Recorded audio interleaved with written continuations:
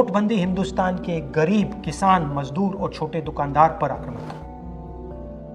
नोटबंदी हिंदुस्तान की असंगठित अर्थव्यवस्था पर आक्रमण था। 8 नवंबर 8 बजे 2016 प्रधानमंत्री जी ने नोटबंदी का निर्णय लिया। 500 रुपए, 1000 रुपए का नोट रद्दी कर दिया। पूरा हिंदुस्तान बैंक के सामने जाके खड़ा हुआ। आपने अपना पैसा, अपनी आमदनी बैंक के अंदर डाली। पहला सवाल, काला धन मिटा? नहीं। दूसरा सवाल, हिंदुस्तान की गरीब जनता को नोटबंदी से क्या फायदा मिला? जवाब, कुछ नहीं।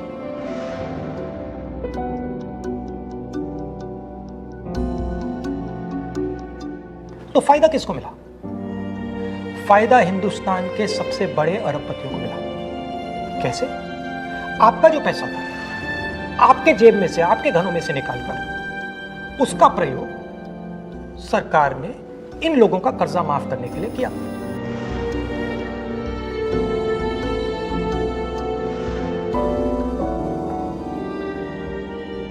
मगर वो सिर्फ एक लक्ष्य था।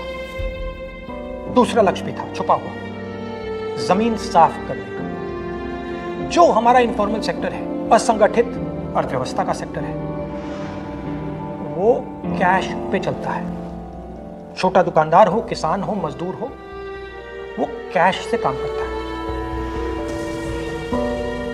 नोटबंदी का दूसरा लक्ष्य, जो जमीन साफ करने का लक्ष्य, असंगठित अर्थव्यवस्था के सिस्टम से नगद कैश को निकालने का।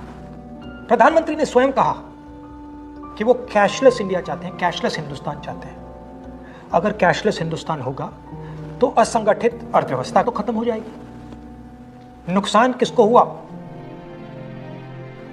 किसानों को, मजदूरों को, छोटे दुकानदारों को, स्मॉल एंड मीडियम बिजनेस वालों को, जो कैश का प्रयोग करते हैं, जो बिना कैश जी ही नहीं सकते। नोटबंदी हिंदुस्तान के गरीब, किसान, मजदूर और छोटे दुकानदार पर आक्रमण था।